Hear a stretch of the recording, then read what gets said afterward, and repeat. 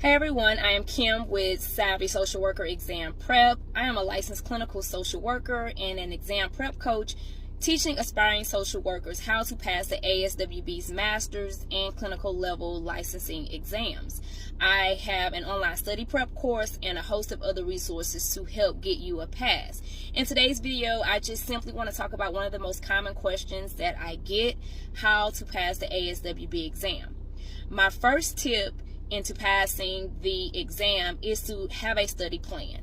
Okay, get organized.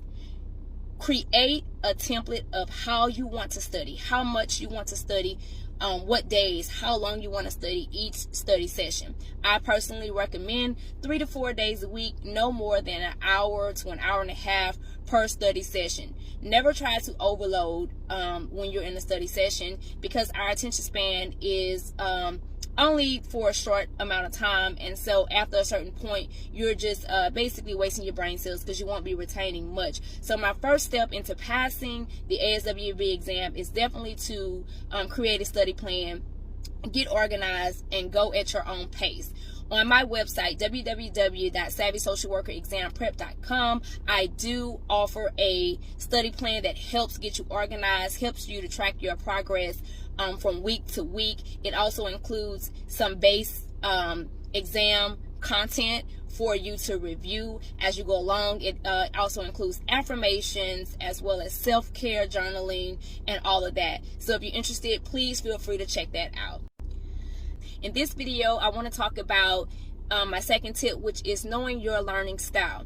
In my online course, this is one of the first things that I have my participants do. They take a quiz to determine their learning style, and then they get tips to help them study according to it. This is paramount to your study and preparation process. Knowing whether you learn better using visuals or hands-on or reading, or are you an auditory learner, can definitely bless your study preparation process.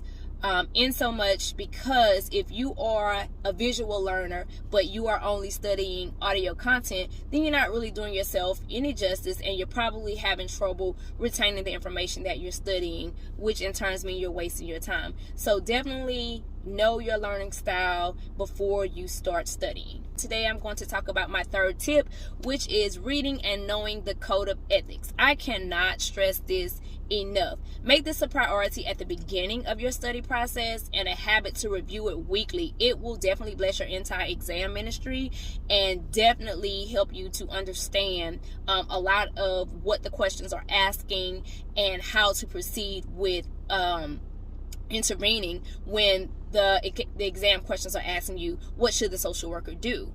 So definitely read and know the code of ethics. Become very familiar with it.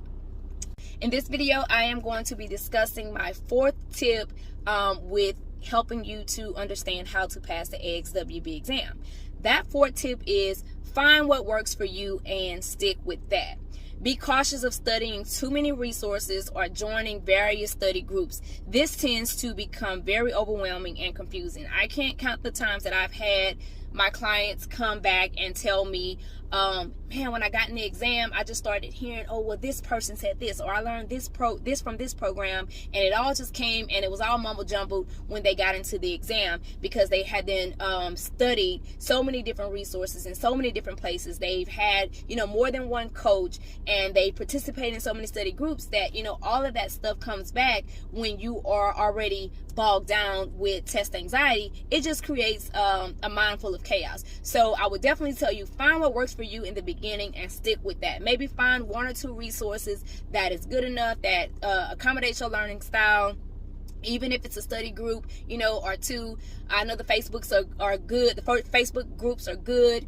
But when we're talking about definitely getting down to the studying, make sure that you are not all over the place.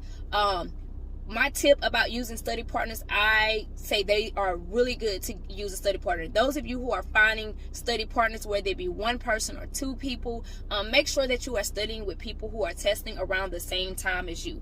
I found this very helpful in my own experience, that you definitely don't want to get with someone who is testing outside of a 2-week span than you. That means they're not testing 2 weeks, more than 2 weeks before you or 2 weeks after you, because some people, you know, if they test before you, then afterwards for the remainder of the time, whether it's a month from them or whatever, you're probably going to be on your own. The other thing about this is you want to get someone that you can stay on the same pace with and hopefully have the same level of urgency.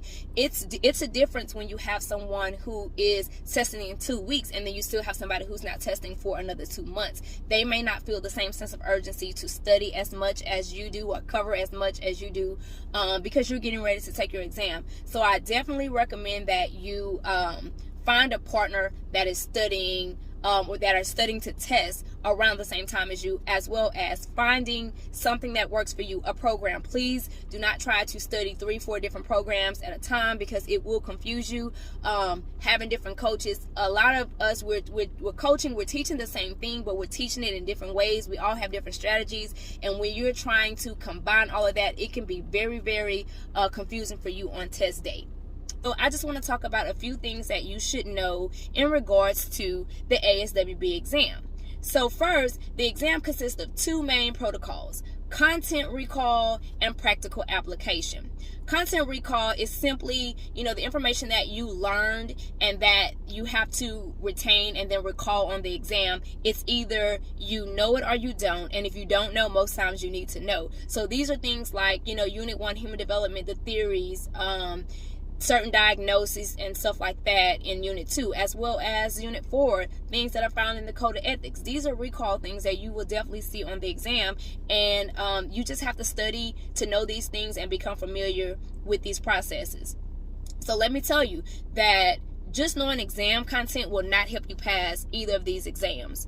You have to also be able to practically apply the content to the given scenarios on the exam. So first, you learn and become comfortable with the exam content, which I always recommend Dawn Apgar's material because she's the guru for foundational content. She has books that contain, you know, study guides. She also has a digital online program. She also has a book that has practice exam questions. So definitely check her out if you are trying to get the foundational content down, as well as if you are testing for the LMSW, because a lot of what's on that exam is definitely content based. Okay, the master's exam, I like to say, is about 50-50. You know, you have maybe about 50% content recall, and then you have another 50% of practical application. The clinical exam, however, is more like 75% practical application. Okay, so what do I mean by practical application? I'm glad you asked. This is the what should you do? What should the social worker do questions, like the first questions, the next, the best, those type of questions. You know, what should the social worker do first? What should the social worker do next? And so forth. Now, why are these exams, or what makes these exams different, the LMSW versus the LCSW? The LMSW, you know, once you get that, you are still technically being supervised. Clinical social workers, once you get that LCSW, you are not. So with clinical social workers, you are expected to know how to practice independently, which requires you to be able to appropriately prioritize and help clients with their problems. My final tip is to have a strategy. I cannot stress this enough. Most people like to swear by the acronyms, and of course, you know, to each their own what they choose to do. But to me, acronyms are something else that when you get to test date that you have to remember, because you have to know which questions to apply them to, which ones they apply to, which ones they don't, when to use them. So in my one-on-one coaching sessions, I teach my proven strategy that eliminates the need for acronyms or absolutes like you always have to do this or you never do this, because a lot of times that gets you, when you get to the exam, that can confuse you as well.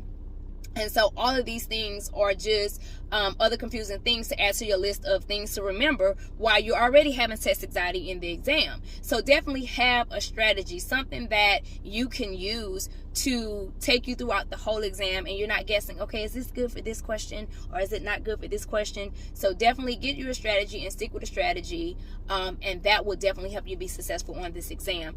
Like, share, follow, comment, ask any questions that you have. I'm more than willing to help you. Thank you so much, and I will continue to give you content that you are looking for in regards to the ASWB exam. Thank you.